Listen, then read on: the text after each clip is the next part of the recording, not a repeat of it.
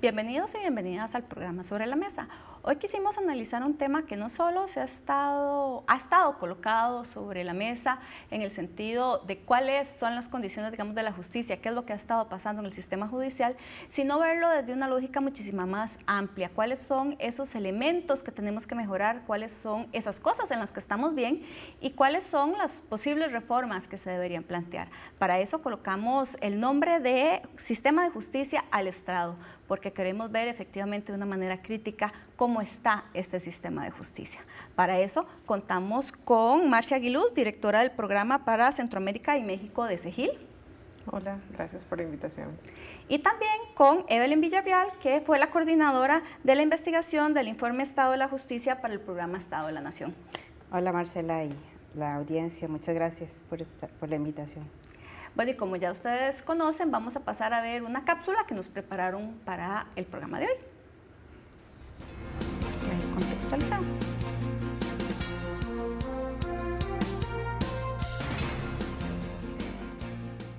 El Poder Judicial costarricense es uno de los más consolidados de América Latina. Ha vivido por un largo tiempo mediatizado como el poder que hace cumplir las leyes y que castiga a quienes no las cumple, es decir, como un poder comprometido con la justicia.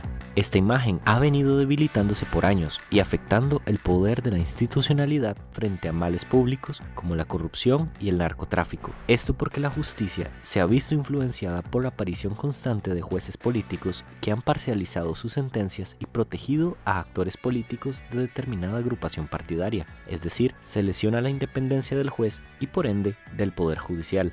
Los jueces están obligados a contemplar el escenario político en su análisis para dictar un fallo, más aún cuando son temas de índole política llevadas ante los jueces para que se resuelvan. Esto es lo que conocemos como judicialización de la política, y sucede porque llegan a estrados judiciales por medio de los propios políticos, y porque existen los mecanismos en la ley para que así sea efectuado. En Costa Rica, los casos relacionados con la corrupción en el área política son vastos. Recientemente Soresco, Cruzitas, la construcción de la Ruta 27, el caso de La Trocha y quizás el más actual, el Cementazo, han puesto en entredicho la legitimidad y autoridad del Poder Judicial. Hoy ponemos sobre la mesa el estado de la justicia.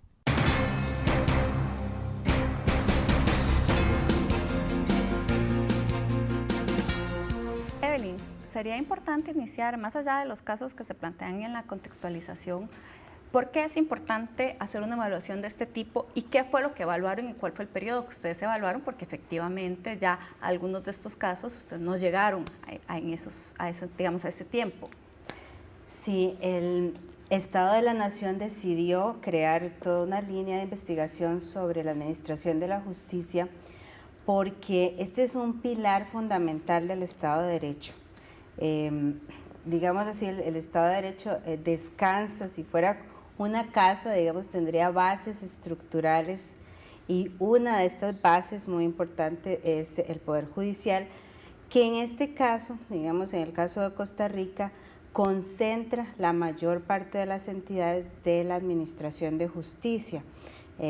Está dentro del Poder Judicial también la Defensa Pública, el Ministerio Público, la Policía Técnica Judicial y otra serie de entidades.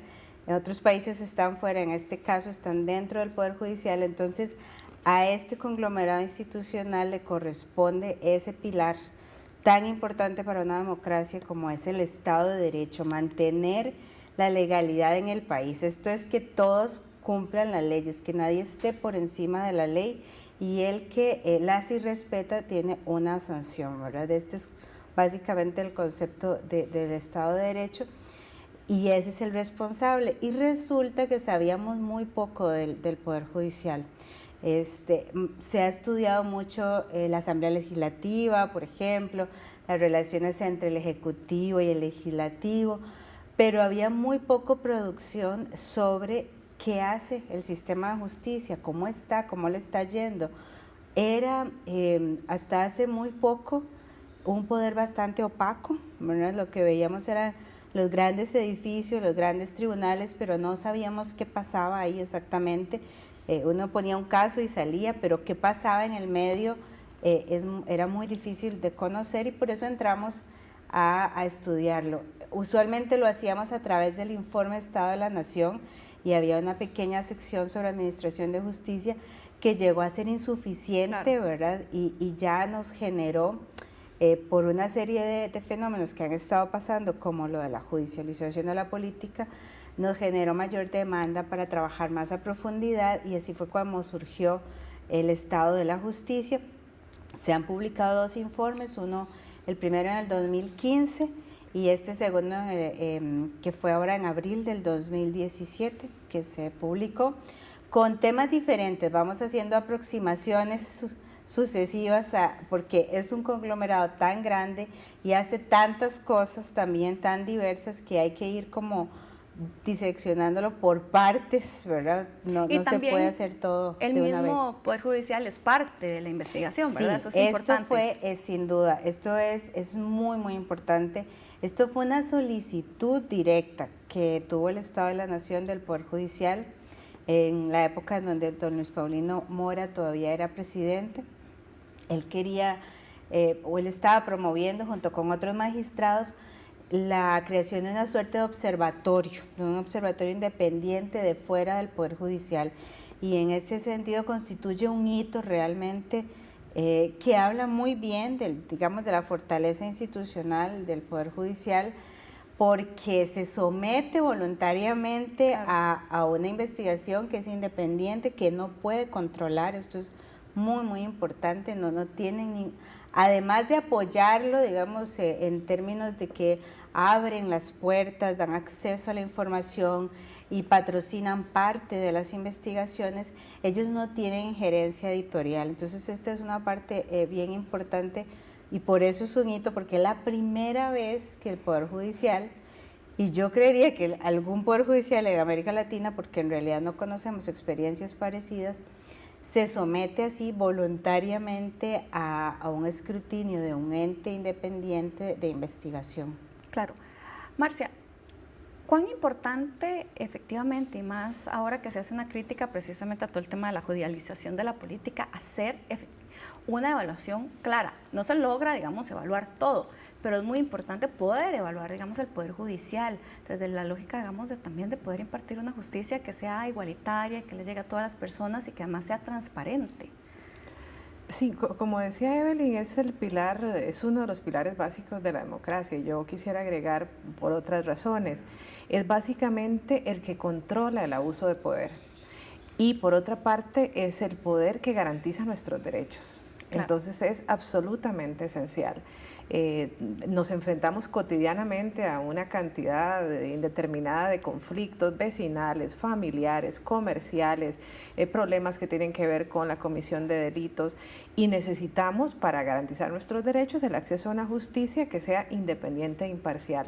Si la ciudadanía no conoce qué es lo que está pasando internamente, si no conoce de diversos temas, o sea, cómo se nombran los jueces, por ejemplo, claro, cómo se les sanciona, qué tipo de presupuesto tienen, cuáles son sus condiciones salariales y otras condiciones, digamos, propias del servicio, quién toma las decisiones, ese tipo de cosas que generalmente no nos preocupamos porque han sido generalmente muy ajenas a la discusión, pero tiene todo que ver con la garantía de nuestros derechos, con ese derecho que tenemos de que si tenemos un determinado problema podamos acudir a un juez y que este juez va a fallar con base en la ley, con base en los mejores estándares internacionales y no presionado por intereses ya sea económicos o políticos. Entonces es fundamental esta discusión. Claro, pero ahí cuando uno plantea que se ha judicializado la política, ¿verdad? ¿Cuál es el límite, verdad? ¿Qué es lo que significa efectivamente esa crítica de judicialización de la política? Bueno, lo que pasa es que en este sistema donde cada vez es más difícil tomar decisiones, por ejemplo en el Congreso, porque tenemos ahora un sistema más multipartidista, se ha adoptado como práctica que ante esa incapacidad de llegar a consensos, ante esa incapacidad de tomar decisiones, lo más fácil es que lo resuelva un tribunal, y eso es la judicialización de la política. No podemos llegar a un acuerdo, le pedimos al juez, que se supone que es independiente e imparcial, que decida por nosotros. El problema, bueno, además de que ya judicializar la política, porque entonces estamos invadiendo campos que no necesariamente deberían verse en la sede judicial, el otro problema es que si estos jueces que están resolviendo temas país no son independientes e imparciales, en el fondo es un círculo, digamos, muy perverso, porque en realidad no están resolviendo de manera independiente e imparcial, están resolviendo con base en intereses que no conocemos, que la ciudadanía no conoce de manera transparente, ¿verdad? Sí, claro. Una cosa también es que la judicialización puede darse desde abajo, ¿verdad? Puede ser desde arriba, como señalaba Marcia, que los políticos le tiran la bola al Poder Judicial, pero también son los ciudadanos. Los ciudadanos tienen un acceso directo a la Sala Constitucional, por ejemplo, ¿verdad? Es una puerta de entrada directa, la primera puerta si ellos quieren, y cualquier ciudadano puede, digamos, meter a un juez a la arena política, aunque los actores políticos no lo hayan llamado, ¿verdad? Por ejemplo, un ciudadano puede traerse abajo una reforma tributaria por medio de una acción de inconstitucionalidad, a pesar de que tuviera mayoría legislativa en el Congreso. Sí, que en los últimos 15 años, además, todas las reformas tributarias precisamente se han venido abajo por la Sala Constitucional. Exacto. Entonces, digamos, la judicialización ha sido también desde abajo, desde ciudadanos particulares que activan a los jueces y los hacen ingresar a decisiones políticas de alto perfil. Claro. Evelyn, el informe analiza este precisamente 3 dimensiones: la institucional, la relacionada con su papel dentro del sistema político, y la jurisdiccional o garante del Estado de Derecho. ¿Por qué estos 3 en 2 minutos? Esas son las 3 grandes funciones que uno pudiera definir para el Poder Judicial. O sea, tiene que hacer de administrador de los recursos como cualquier otra institución pública, ¿verdad? El presupuesto, los recursos humanos, todo, el jardín, los garajes, digamos, como cualquier otro ente público. Esa es la parte institucional que se evalúa desde una perspectiva de administración pública. Está la parte jurisdiccional, que es, digamos, la típica de dictar el derecho, que esa ha venido siendo, digamos, analizada básicamente desde la óptica legal y jurídica, y ahora lo que queremos es analizarla desde una perspectiva multidisciplinaria, desde otras ciencias sociales, además del derecho. Y la parte política, porque efectivamente el Poder Judicial es uno de los actores más importantes en el sistema político costarricense, aunque no les guste mucho reconocerse como actores políticos, pero sí juegan un papel muy importante. Entonces, en estas 3 grandes funciones hay temas en cada uno de estos que el informe va repasando con cada edición. Claro, tal vez en el próximo bloque podemos profundizar sobre esos temas. Vamos a hacer una pausa y ya regresamos acá en Sobre la Mesa.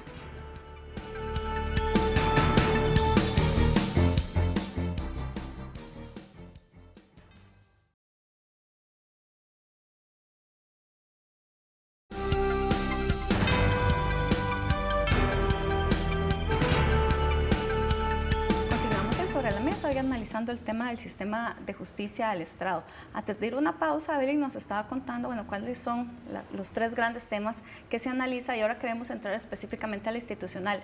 En el institucional, ¿cuál es, digamos, el foco de atención? En el último informe, el énfasis fue analizar el gobierno judicial. Por gobierno judicial estamos entendiendo aquellos órganos o entes que son la cúpula de todo este conglomerado que les decía, ¿verdad? No solamente de la parte jurisdiccional, sino también de los órganos auxiliares. Todos ellos comparten una misma jerarquía, que es básicamente recae en la Corte Plena, ¿verdad? En los 22 magistrados, con colaboración. Ellos tienen la colaboración de varios consejos, especialmente el Consejo Superior, que es el ente administrativo máximo. Digamos, estos son como las 2 grandes entes, la Corte, el Consejo Superior. También está el Consejo de la Judicatura, hay un Consejo Laboral, hay un Consejo de la Escuela Judicial, hay varios consejos, pero los más importantes en términos de administración y de gobierno judicial es la Corte y el Consejo Superior, que son los que dictan políticas. Y lo que dice el informe ahí es que notamos limitaciones importantes en el gobierno judicial para gestionar este conglomerado judicial. Fue una estructura que fue muy útil en el siglo pasado para lograr afianzar lo que hoy en día es el Poder Judicial, pero en este momento, con el tamaño que ha adquirido la institución, imagínense ustedes que pasó de tener en el año 90 3,000 empleados, actualmente tiene 13,000 empleados, ¿verdad? Entonces tuvo una expansión no solamente de recursos, sino de funciones también. Esa expansión no la han podido manejar el gobierno judicial.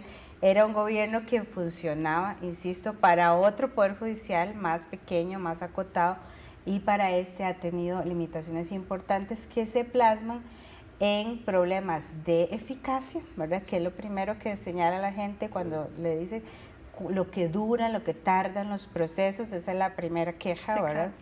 En problemas de transparencia también, de rendición de cuentas, de datos,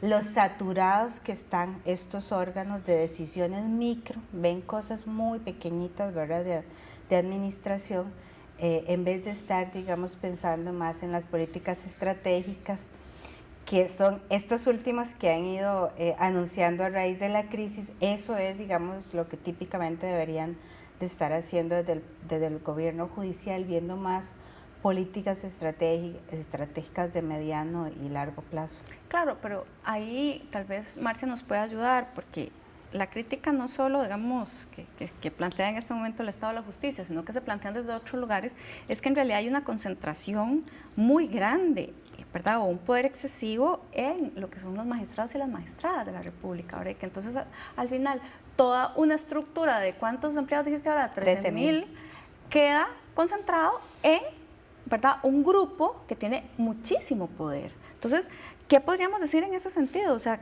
tenemos que no solo, digamos, cambiar la estructura, sino qué es lo que eso significa de darle tanto poder a tan pocas personas. Sí, en efecto es una de las preocupaciones, y además acá hay un estándar que ha fijado la Comisión Interamericana de Derechos Humanos. Naciones Unidas también ha escrito bastante sobre esto, y es la importancia de dividir las funciones jurisdiccionales de las funciones administrativas. Claro. Eso es clave, porque entonces una cosa es tener jueces o magistrados que estén enfocados en dictar justicia, y para eso se requiere un determinado perfil, y otra cosa es otro grupo de personas que se encarguen de lo que Evelyn llamaba, pues, el gobierno, esas pequeñas cosas pequeñas y grandes cosas de administración. Son funciones distintas, y el problema es que cuando se mezclan ambas funciones se da la concentración de poder, pero además se usa el poder administrativo para afectar el ejercicio jurisdiccional. Entonces, si se concentra en un grupo de personas, por ejemplo, las sanciones a jueces y juezas, claro, si se concentran los nombramientos, si no hay ese tipo de controles, entonces resulta que yo empiezo a nombrar a aquellas personas que son afines a mis creencias o a mis intereses o a mis amigos, y eso es muy peligroso, porque entonces empieza toda una cadena de opacidad, en el mejor de los supuestos, que después genera como consecuencias problemas como impunidad o corrupción o otro tipo de hechos. Entonces ahí hay un principio que acá me parece que hay que analizar, y es precisamente cómo dividir las funciones y que los magistrados se dediquen a impartir justicia, y por otra parte otro órgano que también es muy importante ver cómo se nombra para que sea también independiente y tenga un determinado perfil, pero que se encargue del tema administrativo. Y Marcia, en otros países, ¿cómo se ha solucionado el tema del nombramiento de los magistrados y las magistradas? Porque aquí se hace por medio de nuestra Asamblea Legislativa, y eso se presta para cualquier cosa, ¿verdad? En algún momento pues funcionó, ¿verdad? Ahora es un poco más complicado el ponerse de acuerdo, pero vamos a ver, los criterios no son como tal vez los más idóneos para el nombramiento. Al final puedes tener una terna, pero si alguien resulta que por ahí pone un nombre y es el que tiene la mayoría de los votos, es el que llega, ¿verdad?, a ser magistrado o magistrada, y eso también puede ser muy peligroso, ¿verdad?, para un ente que se supondría que tendría que tener una muy grande objetividad a la hora de impartir justicia. Sí, lo primero que hay que decir es que no hay ningún sistema perfecto, claro, lamentablemente. Y por otra parte, yo creo que hay una tendencia que en la mayoría de nuestros países las clases, digamos, económicas y políticas han entendido que necesitan la alianza con el Poder Judicial. Y entonces hay una tendencia que observamos más claramente en otros países de cooptar el Poder Judicial. Entonces, por ejemplo, un sistema como el guatemalteco, que si uno lo lee en teoría diría es fantástico, se nombran unas comisiones de postulación que son las que analizan las candidaturas y proponen al Congreso una lista para nombrar magistrados y magistrados. Estas comisiones de postulación están integradas por colegio de abogados, por jueces, digamos, electos por el colegiado de jueces, por la academia, por ejemplo, decanos de las facultades de Derecho. Tiene una representación amplia, pero ha sido tan pervertido el sistema que inclusive en Guatemala se llegaron a formar facultades de Derecho con la única función de tener representación en las comisiones de postulación. Entonces, algo que puede ser muy representativo o que se pensó muy representativo, igual fue pervertido y no es un sistema perfecto. En Bolivia, por ejemplo, hubo una reforma constitucional para que los jueces se elijan por votación popular. A mí eso me parecería muy peligroso también, sí, a mí también. someterla a la votación, digamos, del pueblo, elegir a quienes administran justicia. Entonces, no hay un sistema perfecto. En la mayoría de nuestros países son los congresos los que efectivamente eligen, pero sí hay estándares que se refieren a cómo deben ser estos procesos de nombramiento, con el objetivo de que sean lo menos arbitrarios posible, lo menos discrecionales posible. ¿Algo se plantea en el Estado? Sí, hicimos una investigación en el primer informe, hay un capítulo completo sobre el nombramiento de magistrados. Hay dos cosas bien específicas que se podría mejorar y se podría mejorar fácilmente, incluso sin legislación nueva. Una es la metodología que usa la Comisión de Nombramientos de la Asamblea Legislativa. Bueno, en realidad que no tiene metodología, ese es el problema, ¿verdad? O sea, no hay una metodología de puntajes, no están claras las reglas sobre las cuales se evalúa a los candidatos, entonces usted no puede explicar cómo esas 3, 4 o 5 personas que pasaron a la lista corta llegaron hasta ahí. Ellos ni siquiera tienen la obligación de explicar por qué escogieron a esos 5 y no al resto, que tal vez pareciera que tienen muchos mejores atestados en sus currículos, al menos. Uno es establecer una metodología seria, rigurosa, que eso ya existe, digamos, no hay que inventárselo, ¿verdad? Y la segunda cosa muy importante de mejorar es el escrutinio público. También son procesos bastante opacos, cerrados.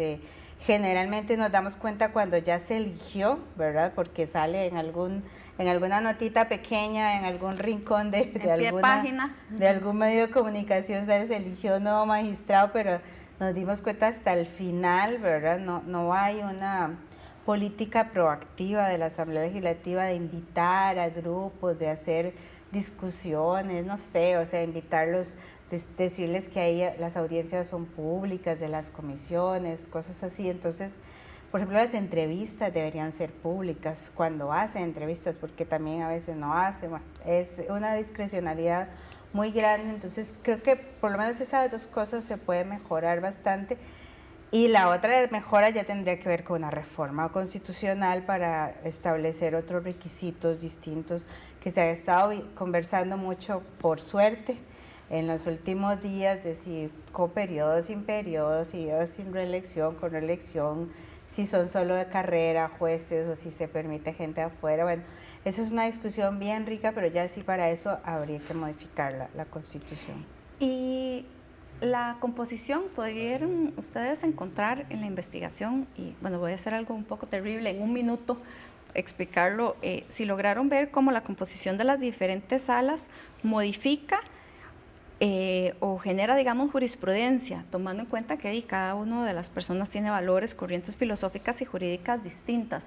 ¿Se logró identificar eso o es muy difícil? No, lo más cercano a eso fue un trabajo que hicimos sobre cómo votan los jueces constitucionales, en donde ahí, digamos, sí se podría rastrear los cambios que hay a partir de nuevos miembros, ¿verdad? Cuando entran nuevos miembros, si cambian los patrones de votación. Esto se tuvo que hacer reconstruyendo una base de datos en donde tuvimos que ir a ver sentencia por sentencia cómo votaron, porque ellos no llevan registros de votación en ninguna sala. Cuando luego presentamos esta base de datos, nos decían, esto debería estar en todas las salas. Por supuesto. Yo quiero saber cómo vota cada uno de los 22 magistrados en cada sala, pero eso no existe. Digamos, eso fue porque lo tuvimos que montar.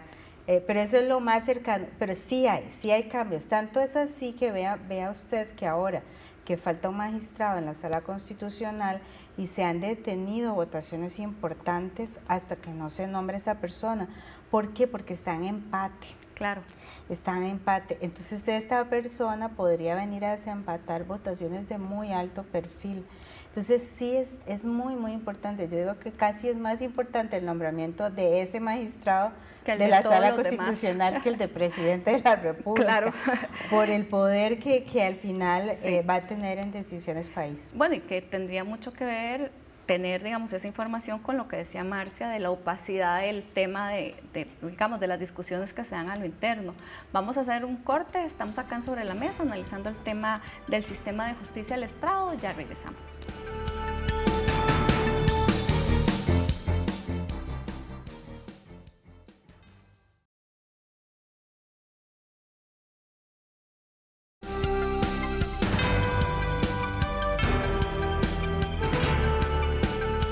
Regresamos a Sobre la Mesa analizando el tema del Poder Judicial. Quisimos también saber qué es lo que las personas piensan con respecto a cómo es que se está dando la justicia en nuestro país, ¿verdad? Si efectivamente creen que esa justicia se da de una manera igual para todas las personas o tenemos algún tipo de diferencia. Por eso entonces vamos a escuchar cuáles son las opiniones de algunas de las personas que les preguntamos para el programa de hoy.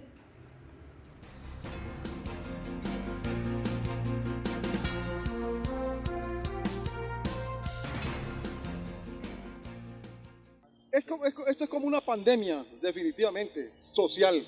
Aquí definitivamente la ley es solo para los pobres, no para los ricos. El que comete un delito de cualquier tipo, de clase de delito que sea, ellos se cobijan con la misma cobija porque son de cuello blanco. Si yo me robo una gallina porque mi hijo se está muriendo de hambre, me echan 20 años preso, que es una cosa ilógica. Echarle 20 años preso a una persona porque se robó algo para que vaya a alimentar a su familia, que no tiene ni qué comer. Pero estos grandes sinvergüenzas que hacen grandes estafas, allá andan libres, como si nada. Vea lo de la trocha, tiene un ejemplo. ¿A quién han agarrado? ¿A quién han la justicia? ¿Dónde han recuperado la plata que se perdió ahí en esa tal trocha que iban a hacer supuestamente? Ve ahora ese tal cementazo que está ahorita ahí, a la actualidad. Varios personajes políticos. No les van a hacer nada. 2 meses más, 3 meses más se disolvió todo eso y aquí no ha pasado nada. De eso se trata la justicia aquí. Aquí no hay justicia. Podemos tener como un abogado con ciertos conocimientos, un abogado con menos conocimientos, un abogado que nos da el Estado o un abogado nosotros que nosotros sabemos que nos podría hacer ganar como el juicio, ¿no? Entonces siento que no, que la justicia tiene mucho que ver con el nivel socioeconómico y el nivel de conocimiento que yo tenga. Bueno, a lo que hemos vivido nosotros, creo que no es parejo el asunto.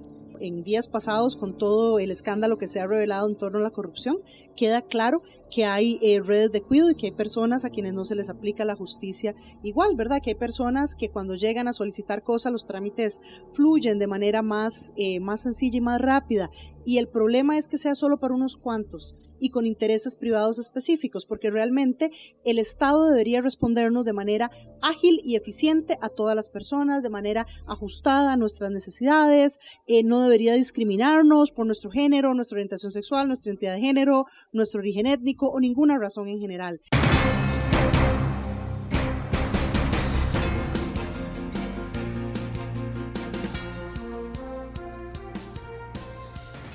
Marcia, efectivamente casi que todas las opiniones que se brindan plantean que la justicia no se aplica igual para todas las personas. ¿Qué información, digamos, tienen desde CEGIL en ese sentido? ¿Cuáles son las personas que se ven más afectadas? O si por el contrario eso realmente, digamos, es una percepción solamente y los datos no nos dan, digamos, esos resultados.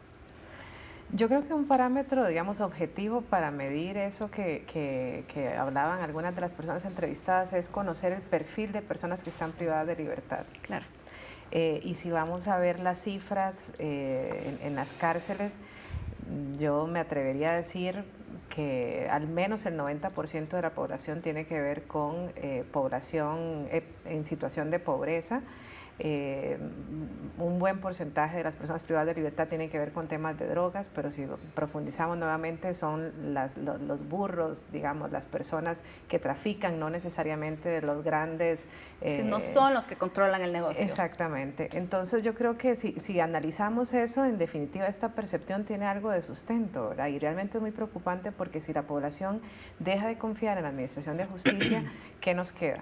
O sea, nos queda el caos, nos queda la anarquía, nos queda ojo por ojo, diente por diente, y eso es muy preocupante. O sea, está realmente en juego nuestro Estado de Derecho.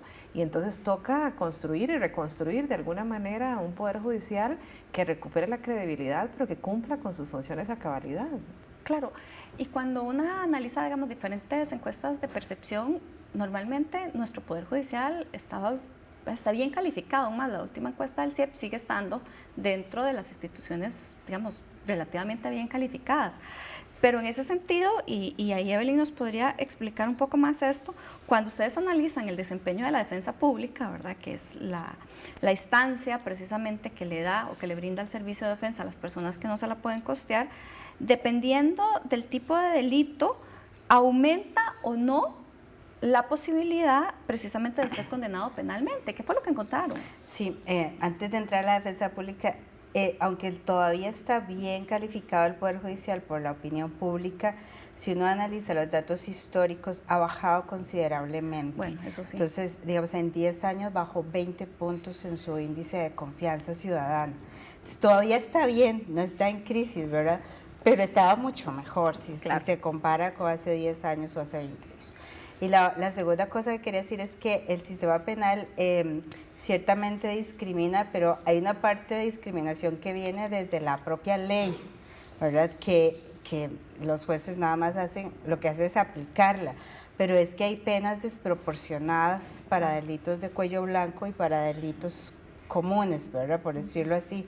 Entonces, el que se robó el cable eléctrico, ¿verdad?, tiene una pena de 5 años y tiene que sí o sí ir a la cárcel, pero una pena de peculado o de los delitos de corrupción tiene 3 años, entonces puede ser que no vaya a la cárcel, que tenga casa por cárcel. Así. Entonces hay una cosa ahí, digamos, desproporcional desde la ley.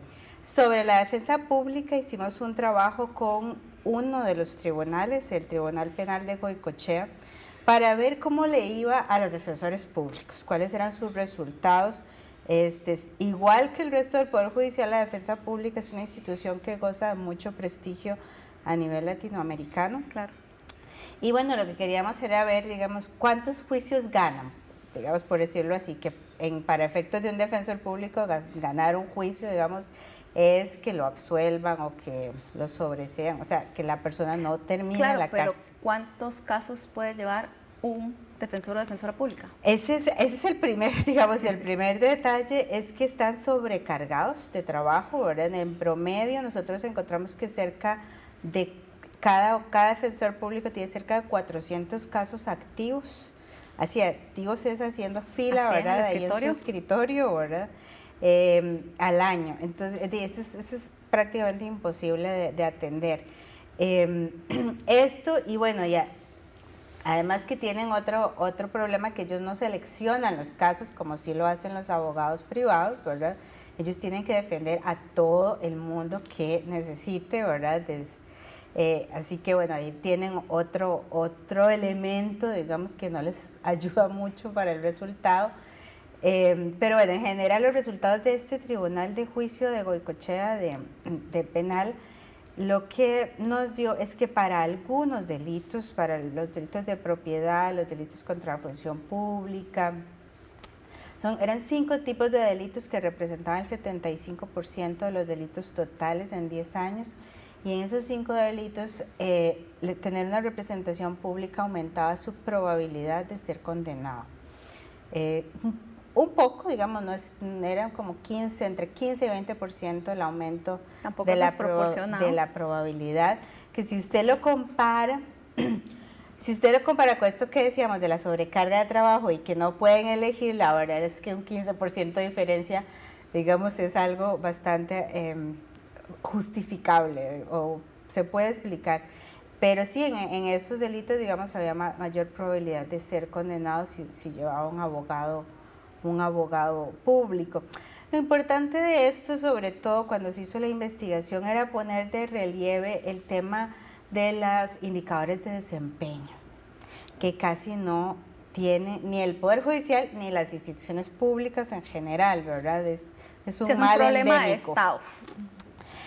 Que decimos, bueno, sí, son buenos defensores, pero cuando les decimos, bueno, muéstreme sus resultados, no tenían estadísticas, ¿verdad? Esto fue otra cosa que también hubo que construir de cero. Es como decir, bueno, yo soy el mejor estudiante de mi clase y yo le pregunto, dame su nota, ¿verdad? Quiero saber sus notas de su examen, no se las voy a dar, ¿verdad? Entonces es como, en este caso no las tenían, no las llevaban, y a partir de este estudio pues se promovió todo, digamos, un cambio para que ahora sí se registrara el resultado de los juicios en todos los tribunales. Entonces yo esperaría, digamos, que un par de años ya podemos hacer este mismo trabajo, pero ya para todos los juzgados penales y los tribunales. Claro, pero entonces podemos decir que efectivamente el tema no solo está planteado en el sentido de si yo tengo o no tengo defensa pública, también está planteado en la sobrecarga que tienen los defensores y defensoras públicas, ¿verdad? Que evidentemente pues tiene un efecto en la calidad de la defensa que puedan hacer, ¿verdad? Eso es como bastante obvio. Estamos acá en Sobre la Mesa analizando el sistema de justicia del estrado. Vamos a una pausa y ya regresamos.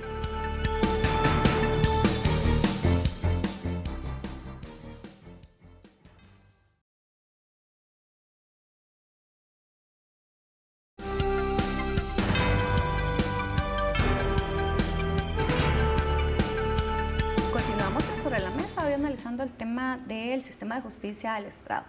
Antes de ir a una pausa, efectivamente Evelyn nos explicaba lo que significaba, digamos, y la carga de trabajo de la defensa pública. Y bueno, y además hay cualquier cantidad de expedientes, o sea, la cantidad de procesos que lleva el sistema judicial, ¿verdad? Son enormes. Tenemos la tendencia de que cualquier tipo de conflicto, la única forma de solucionarlo es llevándolo, digamos, a sede judicial. Y bueno, tenemos una ley de resolución alterna de conflictos, tenemos casas de justicia, tenemos, digamos, otros mecanismos. ¿Qué es lo que sucede, Marcia? Que no utilizamos esos mecanismos. Tampoco creemos mucho como en el sistema judicial, no creemos que exactamente genere justicia, pero no buscamos otras formas de solucionar los conflictos de otra manera con nuestros vecinos, con las personas con las cuales nos relacionamos. Yo creo que hay varias razones. Una, que estos mecanismos de resolución alternativa de conflictos no son tampoco tan conocidos, no son accesibles para todas las personas. En algunas comunidades existen casas de justicia, pero en realidad no es algo que está incorporado en nuestra cultura. Claro. Entonces ahí hay un tema, y es también responsabilidad del Estado promover la resolución alternativa de conflictos. Y si nos vamos más atrás, yo diría que tiene que ver con nuestra educación. Tiene que ver que desde que estamos en la escuela se nos enseña que ante un determinado conflicto entre dos niños, vaya y pregúntele a la maestra. Y si son dos hermanos, vaya y pregúntele a su mamá. Siempre hay un tercero, que es la autoridad, la que tiene que resolver el conflicto. Y eso, a medida que vamos creciendo y no somos incapaces de conversar y decir, bueno, miren, hay intereses encontrados, ¿qué hacemos? Resulta que ya más adultos eso se traduce en, ante un determinado conflicto, ¿cuál es la autoridad? La autoridad es el juez. Por lo tanto, resuélvame, porque no tenemos capacidad de diálogo. Entonces, creo que tiene que ver mucho con la educación y esa incapacidad de poder entender los intereses en juego y cómo establecer pues diálogos constructivos para resolverlos, ¿verdad? Bueno, yo también le añadiría al tema de la confianza, ¿verdad? Que no le tenemos muchas veces a la persona con la cual tenemos el conflicto. Digamos, en el tema de accidentes de tránsito, por dar un ejemplo, ¿verdad? Ahora, para los accidentes de tránsito, si estás asegurado por el Instituto Nacional de Seguros, si son dos vehículos, si no hay, solo son daños materiales, una puede llenar, ¿verdad?, la boletita, ¿verdad? Una persona dice, bueno, yo tuve, ¿verdad?, la culpa, asumo la culpa y no sé qué, se llena, se toman fotos, cada cual va, y no hay que ir a los tribunales de justicia, los carros quedan libres, ¿verdad? No hay que hacer todo este proceso. Pero cuando una plantea eso, un accidente de tránsito, la gente te vuelve a ver así como, usted seguro se me va a escapar, ¿verdad? Es que no, ¿verdad? Y yo creo que también ahí, ¿verdad?, ligado al tema de lo de la educación, el tema de cómo generar esa confianza de que que si estás planteando una forma alterna, sí se va a cumplir, ¿verdad? Que yo creo que ese es un ejemplo que me ha llamado muchísimo la atención, porque yo lo usé y además yo tenía la culpa, ¿verdad? Y costó que el señor, digamos, yo le dije, bueno, decida usted cómo lo quiere hacer, si quiere vamos a los tribunales o si quiere lo hacemos así y al final, bueno, más o menos, hagámoslo así y quedamos, digamos, ambos satisfechos. Pero cuando alguna gente me pregunta, yo digo, pero ¿lo puedes hacer de esta manera? La gente te dice, ay, no, pero después se quitan, ¿verdad? Creo que ahí ese es un tema, digamos, como también importante, el tema de generar confianza y generar confianza también con las personas que están en el sistema. ¿Lograron encontrar ustedes, Evelyn, esos temas, digamos, de cómo recuperar confianza y cómo recuperar credibilidad en el sistema? Hijo, bueno, como ustedes saben, el informe no es propositivo, pero sí hemos estado trabajando con un grupo, por cierto, que voy a hacer el anuncio, se llama Foro de Justicia. Es un grupo de organizaciones donde está CEGIL, está CUT, está la Fundación Ever y está abierto además a que otras organizaciones se incluyan para hacer que un poco los conocimientos de todos se conviertan en propuestas, ¿verdad? Y en propuestas constructivas que mejoren la imagen y la credibilidad y la legitimidad del Poder Judicial. Y bueno, ahí hemos empezado justamente por el tema de nombramientos de magistrados y por el tema del gobierno judicial, de una mayor apertura hacia la ciudadanía. Yo creo que necesariamente, y ahora que yo oigo a los magistrados proponiendo todas estas reformas que me parecen esenciales, pero lo hacen muy desde dentro, ¿verdad? Ellos siempre han sido muy de nosotros nos autorreformamos y han sido muy exitosos, hay que decirlo. Pero creo que en este momento del siglo XXI es inconcebible esto sin la participación ciudadana, sin otros sectores, que otras voces, ya no solo es ellos proponiendo sus autorreformas, sino abriendo para que la gente también tenga algo que decir e incida en esta toma de decisiones. Y yo creo que ahí es donde se va construyendo de nuevo esta relación de confianza, cuando a uno lo toman en cuenta desde el principio, lo hacen parte de estos procesos y se van dando resultados y se van dando rendición de cuentas sobre esos resultados, ¿verdad? Creo que por ahí va la clave, más apertura a que la ciudadanía ahora ingrese, por decirlo así, a la toma de decisiones del Poder Judicial. Es muy interesante esto que decían de las reformas, de las formas alternativas, ¿verdad? Porque vimos en el clip que nadie cree que la justicia sea igual, pero aún así tenemos 650,000 casos nuevos al año. Claro. Nuevos, o sea, es 1 de cada 4 costarricenses poniendo denuncias judiciales. Entonces, judicializamos todo en este país. Y una de las cosas que decía el informe es que el Poder Judicial va a tener que empezar a desjudicializar, porque ya no da abasto, o sea, no puede seguir creciendo ilimitadamente, ¿verdad? Entonces hay cosas que va a tener que soltar, ¿verdad? Cosas que se pueden arreglar administrativamente y que tiene que empezar a ver cuáles son esas, pueden ser las cosas de tránsito, claro. Pueden ser, digamos, divorcios por mutuo consentimiento, o sea, eso se puede hacer en una ventanilla. El tema de cobros, por ejemplo, que le está ocasionando un problema enorme al Poder Judicial de ser el cobrador de las financieras y de las tiendas de electrodomésticos, ¿verdad? Eso sí. Tiene que ver a dónde desjudicializa y qué cosas sí realmente debería de activar todo un tribunal y todo un aparato, digamos, de administración de justicia, y qué cosas le está consumiendo recursos y no debería de estar ahí. Claro, y Marcia, ¿cómo también o qué se está haciendo para que las personas también entiendan que no necesariamente la cárcel, o sea, que todas las personas tendrían que ir a la cárcel para estar hablando de justicia, que existen otros mecanismos, que hay justicia restaurativa, ¿verdad? Y que eso también es impartir justicia? ¿Hay proyectos? ¿Se está planteando algo en esa línea? Bueno, este gobierno ha sido bastante progresista en ese tema.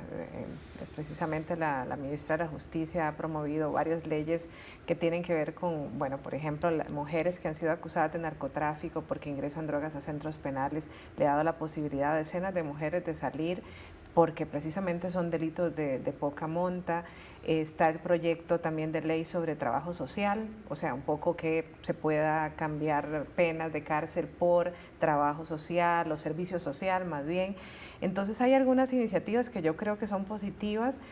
Creo que falta mucho sensibilizar, porque la gente identifica que la pena es un castigo y que por lo tanto todos deberían ir a la cárcel y que no debería haber ninguna posibilidad para que la gente salga de la cárcel. Y además todos pensamos que es que son los otros, porque yo nunca voy a ir a la cárcel. Exactamente, ahí existe mucha falta de conciencia y de educación, ¿verdad? Y los medios de comunicación tienen un rol fundamental. Cada vez que una persona, por ejemplo, reincide, el titular es impresionante, pero hay otro montón de personas, creo que las estadísticas están que solo 3 de 10 son reincidentes, esos 7 que son historias de éxito nunca te llenan la prensa. Entonces ahí falta mucha sensibilización para entender que efectivamente, primero, la pena de prisión es una pena que tiene como fin rehabilitar a la persona, no castigar a la persona. Claro. Y si las cárceles de nuestro país no están rehabilitando a la persona, debemos replantearnos entonces primero, ¿cómo reformamos eso para que los que finalmente sí tienen que ir a prisión, porque tienen que hacerlo, pues puedan recibir la atención necesaria para que después de un tiempo puedan realmente reincorporarse a la sociedad? Ahí hay un gran trabajo de sensibilización. Volviendo también, Marcia, a la cápsula del inicio, tenemos, se han puesto en entredicho, ¿verdad?, el papel de la autoridad del Poder Judicial con los casos que se han desestimado de Cruzita, de Soresco, de la Ruta 27, de La Trocha y todo lo que significa, digamos, ahora el cementazo. El tema de tener separado a un fiscal general, ¿verdad?, a un magistrado. En ese sentido, ¿qué reformas, digamos, podríamos plantear que son necesarias en este momento ante las críticas de estos casos que además están ahí? No son cosas que se nos ocurrieron, sino que efectivamente son cosas que han estado pasando.